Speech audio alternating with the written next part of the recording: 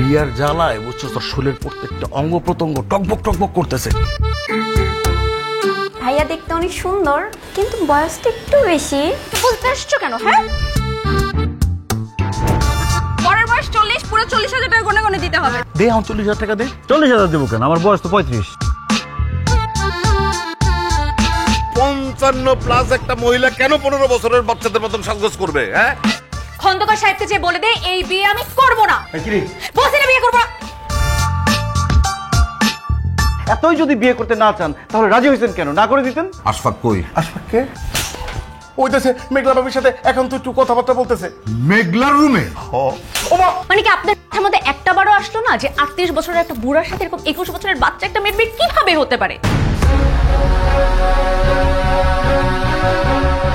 নেমে পড়েন।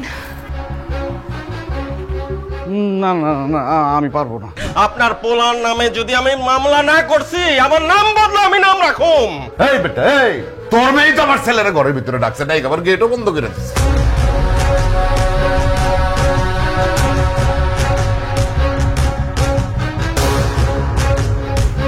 কত আশা ছিল আজকে বিয়ে করব, বউ নিয়ে বাসর করব। বাসর তো করতে পারতেছি না, এখন আমি জেলখানায় দাঁড়ায় আছি।